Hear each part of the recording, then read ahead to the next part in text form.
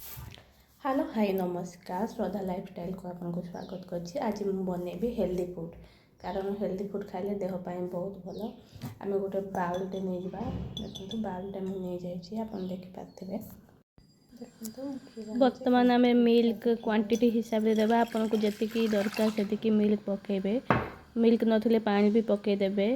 तापर आम सुगार नहीं ये सुगार नहीं आपन को जी मिठा दरकार से आपन सुगार पकई पारे।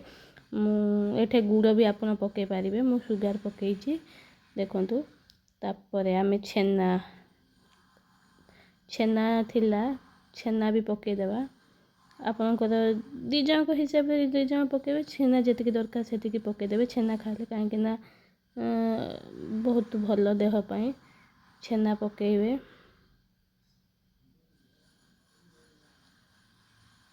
तापरे छेना को भल भाव पकई सारिकी जहाँ भी फल काटी थे फ्रूट्स पकेबे। बर्तमान मु कोकोनट पकेली देखो कोकोनट।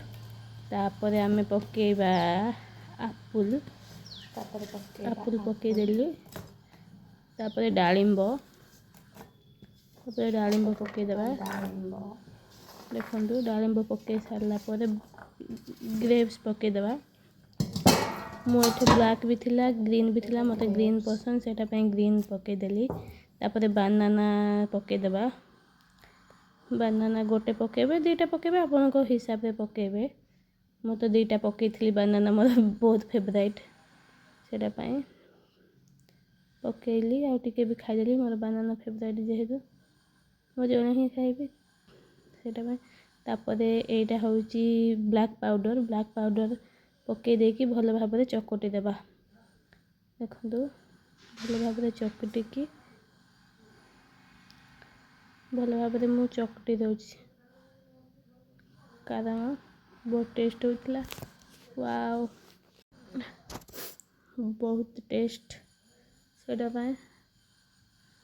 देखु मुझे वीडियो माध्यम देखा केमती देखा जाउछि मो खाइबा मत तो बहुत बढ़िया लगिला। आपण मानक सकाळे जलखिया एटा नेले आपण को देह भल रहिबो।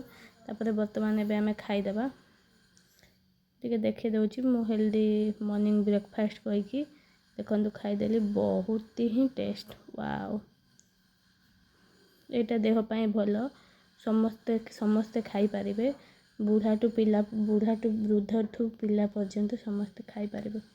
मते तो पर्सनली बहुत पसंद लगिला। आपण मानकु जदि पसंद लागिबो एमती करिकी घरे करिकी खांतु जो बहुत भल देह पाए माने ऑयली नुहे फूड्स खाइले देह पाए भल।